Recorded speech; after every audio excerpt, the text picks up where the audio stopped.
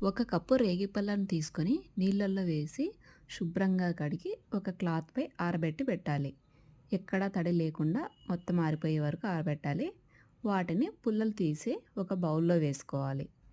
ఇప్పుడు రుచికి సరిపడ్డ ఉప్పు, బెల్లం కొంచెం ఎక్కువగానే పడతాయి.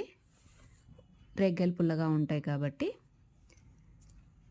బెల్లం, పావు టీ స్పూన్ కారం, 1 టీ స్పూన్ జీలకర్ర పొడి వేసి బాగా కలిపి ఒక క్లాత్ కప్పి పక్కన పెట్టాలి.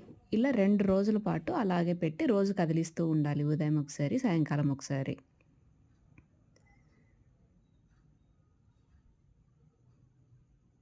ఇవి సంవత్సరం పాటు నిల్వ ఉన్నా కూడా పాడవ్వవు. ఇది రెండవ రోజు చూడండి. ఇది మూడవ రోజు చూడండి. చూడండి వాటిలో నుంచి జ్యూస్ అంతా ఎలా వస్తుందో. బెల్లం, ఉప్పు మొత్తం కరిగి రేగిపళ్ళకి జ్యూస్ బాగా పట్టుకొని 1 ఇయర్ పాటు